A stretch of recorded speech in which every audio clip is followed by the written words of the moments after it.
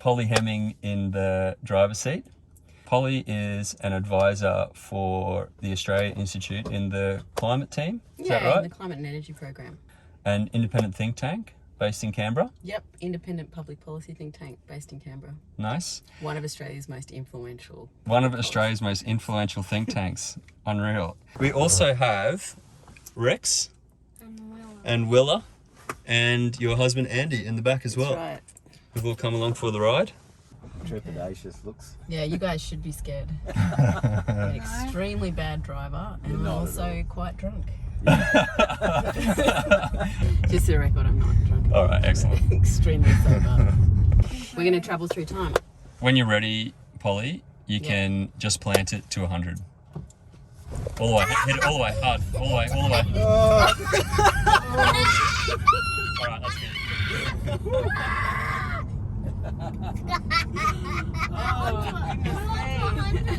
How's that? Yeah, that's really fun. Awesome, huh? Now hit it again, hard.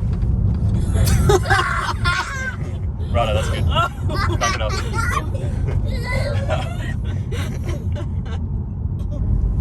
Yeah, wow. Yeah. Bit different to the old Tarago. Yeah. That's why I say, like, you can watch all the videos that you like, but you still, there's nothing like actually driving it, the feeling really of driving it.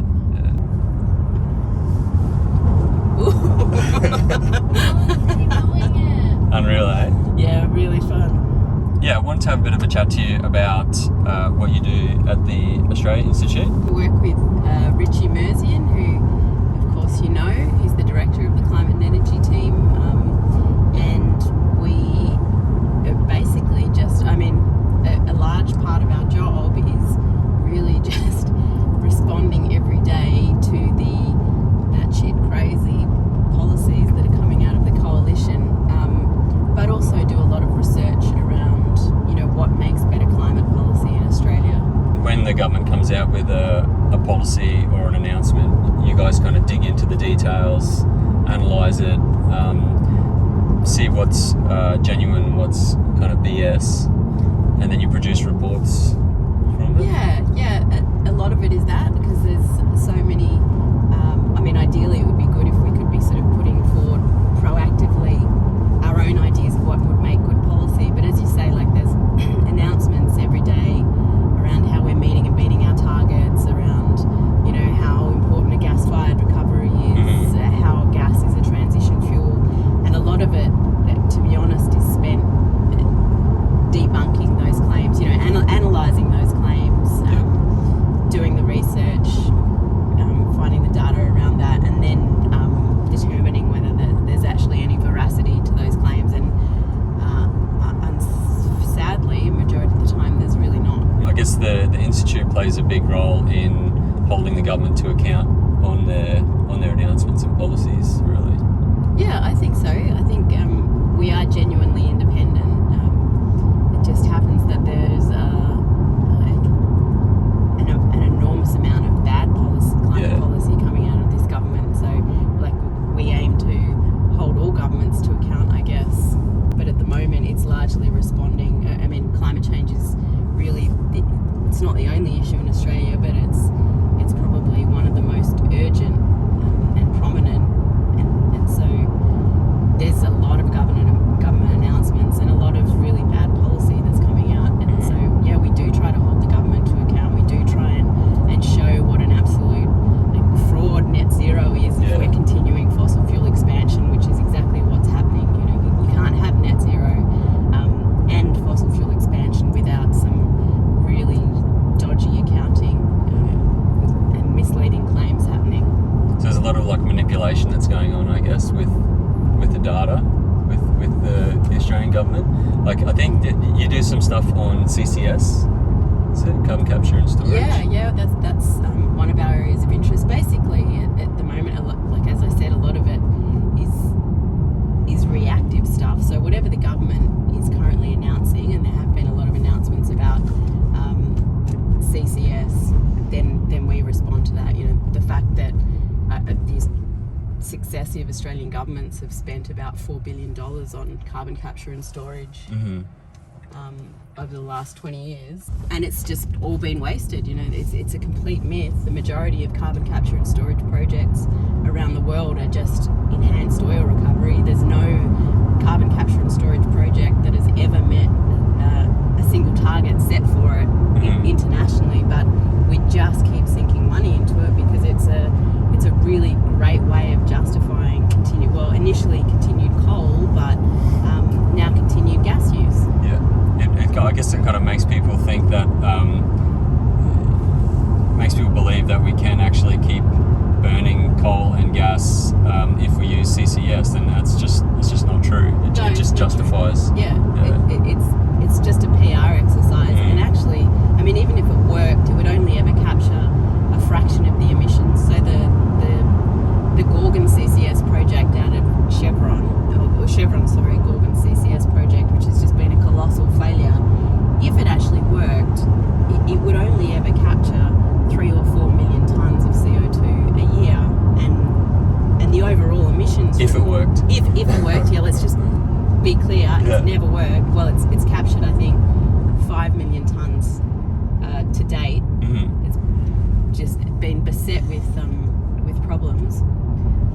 But if it worked, it would only ever capture 3 or 4 million tonnes of CO2, which is about, you're probably better at maths than me, I'm pretty sure that's about 7% of the 56 million tonnes coming from the Chevron gas development every single year. So it's never going to capture all the emissions coming from gas or coal. So it's completely fraudulent to say that it's an effective low emissions technology. It's very much technology and taxes. Bad technology and a lot of taxes. I think I said government's spent about $4 billion to date on CCS in Australia. I don't know how much has been spent globally, but it would be obviously more than that, like tens of billions of dollars on something that's never worked and is actually a huge gamble. While we're waiting to get this technology right, which at some point we're going to have to say hasn't worked for 50 years, guys, maybe it's not ever going to work. But how many tons of CO2 and methane and other emissions are now in the atmosphere as a result of us taking a punt on a CCS project like Chevron?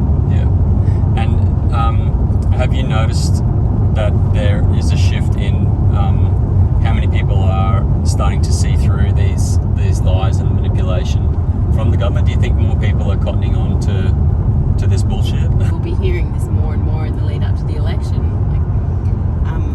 Angus Taylor and Katie Allen and Tim Wilson are going to be telling us that Australia's emissions have been reduced by 20%. I think they say it's over 20% since 2005. It's getting a sort of a fair whack towards our Paris target. And that's actually just not true at all.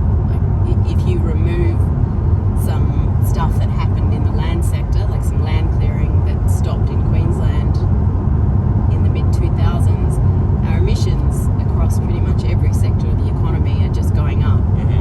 So and I think the more desperate they get, the more they're going to be relying on this kind of strange manipulation of numbers.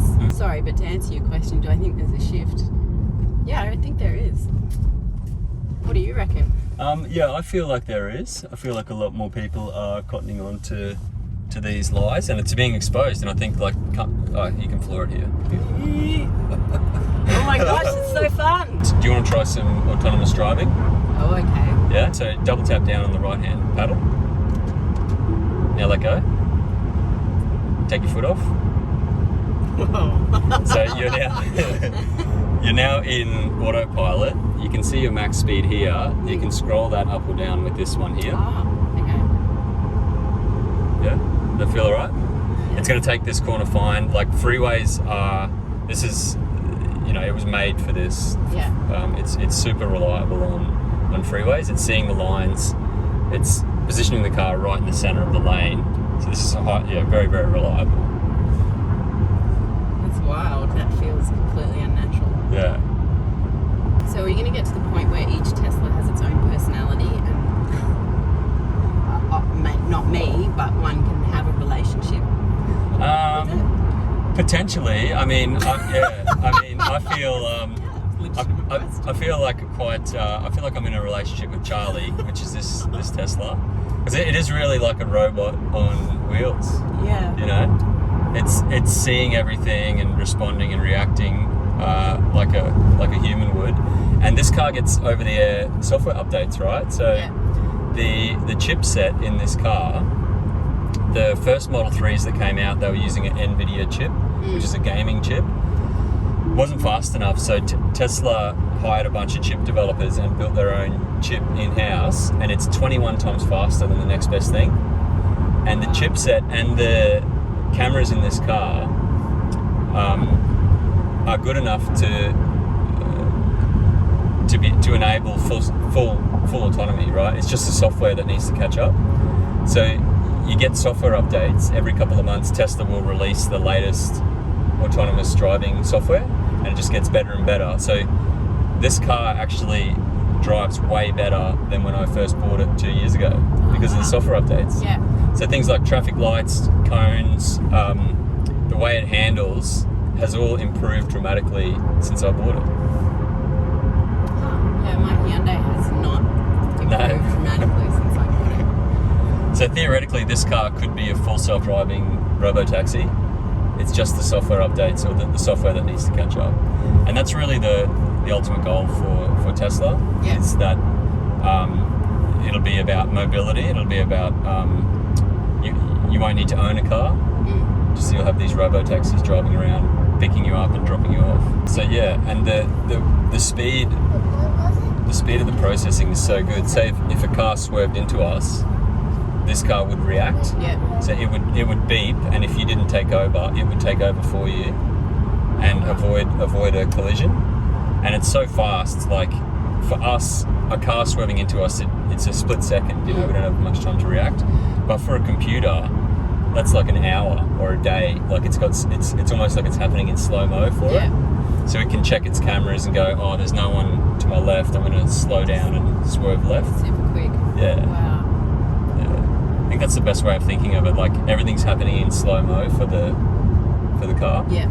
But do you ever get feedback where someone says, like, nah, you've sold me, I've gone and bought a Tesla? Yeah, that's happened quite a lot actually. Yeah. And I've had quite a few people that I've taken for drives who've ended up getting one, or friends who've seen videos posted on socials. Yeah. And I've even had, like, occasionally I'll get a random person that'll message me on Twitter and say, oh, I just wanted to say I've just took delivery of my Tesla and I bought it after watching your videos. Oh, lovely. Yeah, and I was down in Tassie a couple months ago, and I was at a Tesla meetup, and some new people who didn't have Teslas but they were thinking about getting some, they came to the meetup, and one of the guys came up to me and said, my wife and I decided to buy a Tesla after seeing your video with Julie Zamiro, and that's what got us over the line. And so yeah, it's pretty amazing to hear those stories. Yeah, you're having a direct impact. Kids, would you be okay if we sold you to buy a Tesla? Would you understand if Mummy sold you? Yes, but I promise you do that. Yeah, you would understand. You wouldn't like it, but you'd understand. Rex and Willa had some thoughts about the car before we got in it. Willa, what did you think the car was going to be like before we got in? A normal car with some with faster speed. A normal car with faster speed. And how do you feel about it now? Yeah, pretty good. Willa's a burgeoning climate activist. Oh, really? Yeah, she's come along to climate strikes. Oh, that's awesome. And Rex, they've both come along, and actually, apropos of nothing, the other day they were talking about pollution from cars, and they asked me why more cars didn't have solar panels. That's a good question. And so you're learning about climate change at school as well? Yeah. Yeah. And as my graduation present, I got a book that was called Rubbish and Recycling. Oh, that's good. That's very important as well. So why is that? Why don't cars have solar panels? Are you asking me or will Yeah, I? you. I think for the return on investment, like the area is not that big. Like Yeah. you will get some charge, but really you need a bigger service area Yeah. to get that much energy. Now the new Cybertruck that's coming out will have so that it has like a roller back panel that covers the tray, and apparently that will have solar panels on it. Yeah. And that area, just to cover like the back of the ute, basically, I've heard that area will be enough to maybe generate 20 kilometers a day. So if you parked it in the sun for a day, you might get an additional 20 kilometers charge into your battery, which doesn't sound like much. But say if you went out camping somewhere and you're in the same spot for a few days, you might be able to charge your battery up.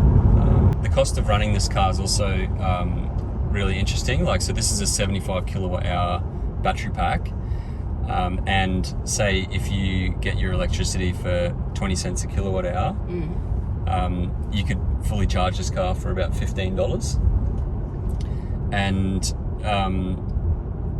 I saw a few weeks ago that there's a guy in Norway who said that there was so much wind energy coming onto the Norwegian grid that the spot price went down to like 0.1 cents per kilowatt hour. I remember hearing about that. Yeah. Yeah, and he took a screenshot of the spot price, and he said, I've just fully charged my Tesla Model 3 for 10 cents. Yeah.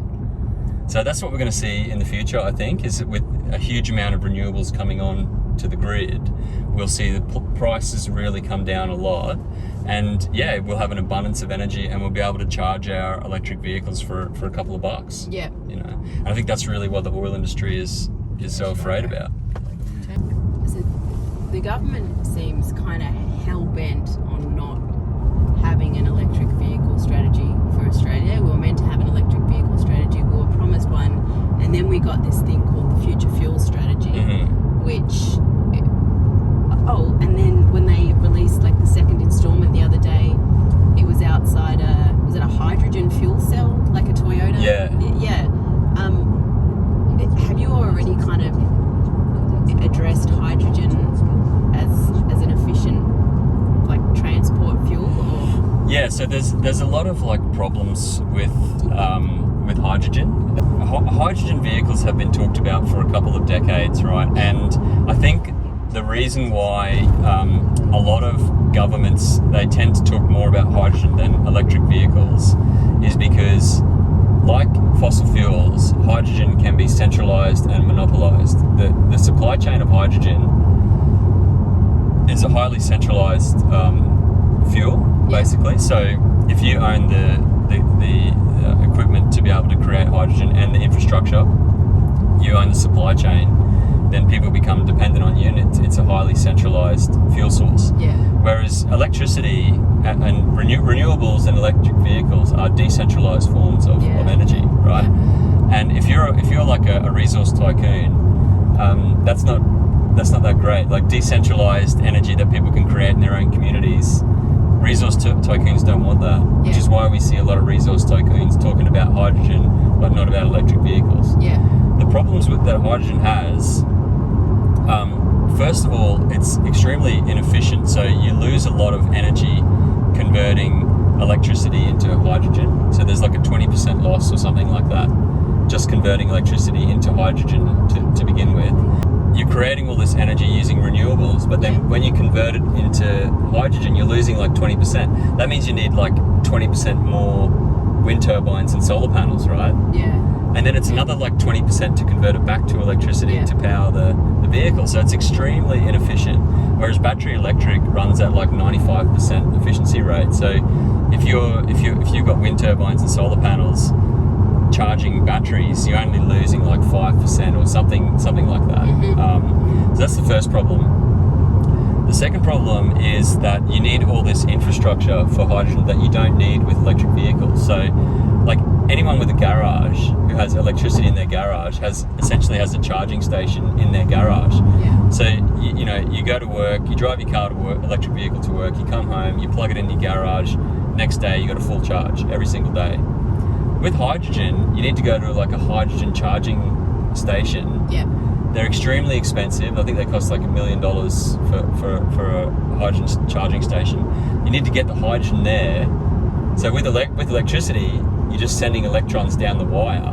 But with hydrogen, you need to like truck it around or put it through pipes, and there's all this logistical effort that goes with it. Yeah.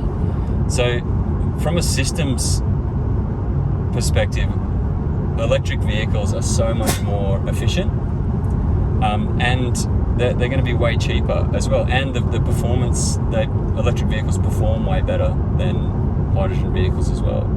Is the kind of government's insistence on that hydrogen is a viable fuel for cars also that kind of shoring up demand for fossil-based hydrogen? Because I guess the government's low emissions technology roadmap talks about clean hydrogen, which is just fossil hydrogen with CCS. Mm-hmm. Do you think that's partly why they're kind of so hell-bent on making sure hydrogen fuel cells are part of the conversation?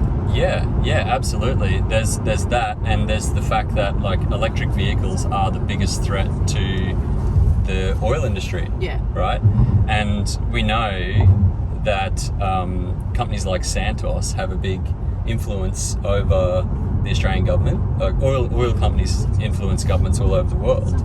But in Australia, we saw that Santos even sponsored the pavilion at COP26, right? Yeah. Now, electric vehicles, for every 1% increase in electric vehicles on the roads, that's a 1% decrease in the amount of oil or fuel that's needed, right? So EVs are a huge threat to the oil industry.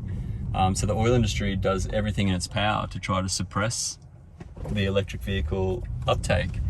The global oil industry generates around $2 trillion US per year. Yeah. So every day it's like 4 or 5 billion US per day, right?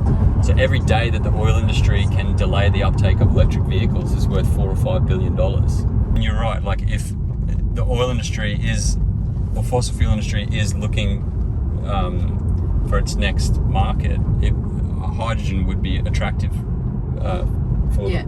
Yeah. I remember at school, like, I think it was at school, everyone would kind of just say, like, really knowingly, oh yeah, like electric vehicles and solar panel cars have been invented, but like car manufacturers just buy them, and there's huge warehouses with all these electric vehicles sitting in them.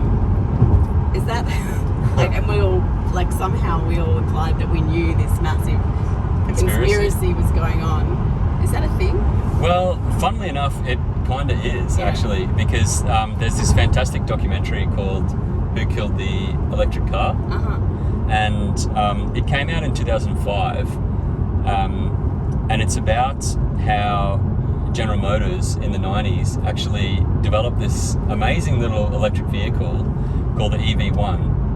And they produced a couple hundred of them, and they actually gave them to people to try out. And people absolutely loved this little car. It was a great little electric vehicle. And then after a few months, GM recalled them all, right? People wanted to keep them. Yeah. They begged them to hang on to them. People fell in love with these cars. GM recalled them all, and so the owners got together and formed a group, and they followed the trucks, and they took these cars to this pen, right? And they for 24 hours. It's all true. It's a fantastic documentary. They set up a vigil at this holding pen. Yeah. For 24 hours a day. Someone would stay there to make sure that the cars weren't taken away, because there was rumours that they were going to take the cars and crush them. And that's actually what happened. They took all these cars, these beautiful little electric vehicles away, and they crushed them and tried to bury the project. So why do it? Why do it in the first place? Well, it's a great question, and they talk a lot about it in the documentary. You know, who killed the electric car? Was it the oil industry? Was it the automotive industry? Was it the government? And it was kind of a lot of different elements to it. But yeah, basically there's huge forces at play. As I said, electric vehicles threaten huge industries. Legacy automotive companies are highly threatened by electric vehicles as well. But it's a fascinating documentary. But it's kind of really depressing because we actually could all be driving electric vehicles now. Yeah. Well, we could all like our entire energy system could be underpinned by renewables now. Yeah. If not for the active obstruction. Exactly, but unfortunately they suppress the EV uptake, and as a result, our cities now are chockers full of polluting petrol and diesel cars, and we're all breathing in diesel particulate and carbon monoxide pollution every single day. So,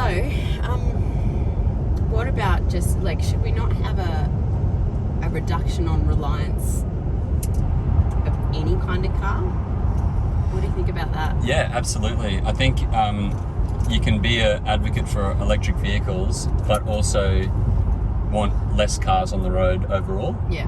So I'm a big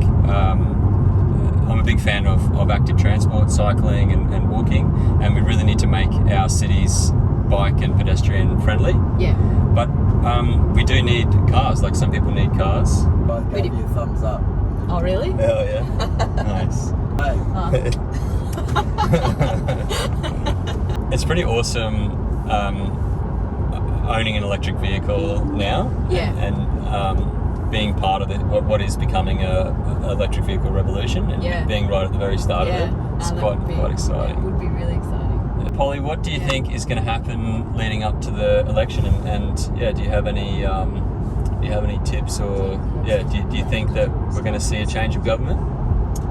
I really hope that we're going to see a change of government, not to be partisan, but Labor's climate policy, while still not aligned with 1.5 degrees, is infinitely better than the coalition's climate policy. Mm-hmm. And Labor still needs to do better. Like, I haven't seen any commitment to phase out fossil fuels, which is what is really critical, but overall it's a much better climate package. Yeah. So I really hope we do see a change of government, and I really hope we see more independents getting in. I feel like to kind of try and break that two-party kind of monopoly and complete state capture by oil and gas companies, which sounds like a conspiracy, but which is a reality in Australia. It might kind of change the conversation, and we can stop sort of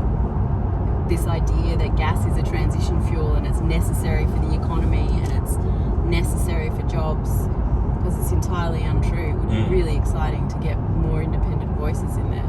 Are you seeing a shift in the mood in the public as well around climate? Do you think there's more people are putting climate as their number one issue? I think so, yeah. The Australia Institute did some polling just before Labor's policy came out, which showed that people see climate as just as important as health and the economy.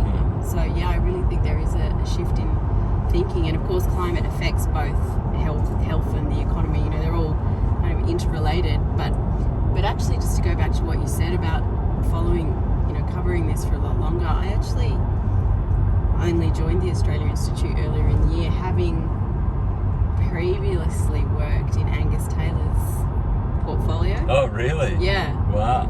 So while I have kind of been following along, I guess I was a public servant that was kind of complicit in implementing a lot of these policies and ideas, and just that if you're working for that government, then you're also, even though I wasn't directly working on some of this stuff, you're part of it. You're part of that big machine. So what was that like? It was pretty soul destroying, actually. I worked with a lot of really good people, but it became increasingly. Sorry, I'm just concentrating. Yeah. Take the exit to the left towards Beckman. It became increasingly untenable, and I just felt like I reached this point, especially after the bushfires. We were trapped in the bushfires down at the coast, and I came back to work and just couldn't be part of it anymore.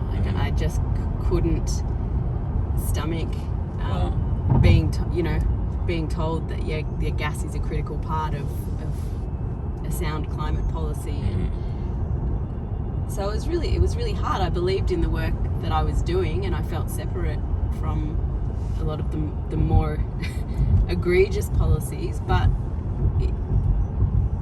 I heard someone said to me the other day, they reminded me of that saying, like, the standard you walk past is the standard you accept, and that's kind of where I got up to, and I kind of couldn't be part of it anymore. It must be incredibly difficult for people who are working in the public sector who want to see really strong action on climate.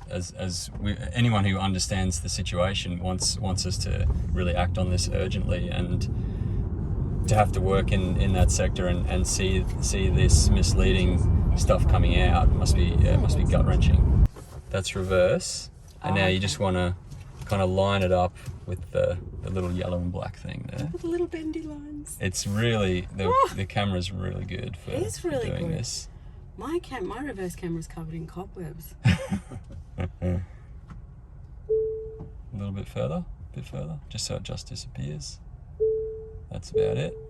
And now the P button on the end of the paddle. That's park. And we're all done. We're all done. That was really fun. Awesome. Yeah, I'm not a big car person, but that was great. Yeah, I'm glad you enjoyed it. Thanks very much for driving this electric vehicle today, Cheers. Polly. Thank you. Pleasure doing business with you. And looking forward to Thanks, kids. whatever is coming next with the Australia Institute. Yeah. Thanks, kids.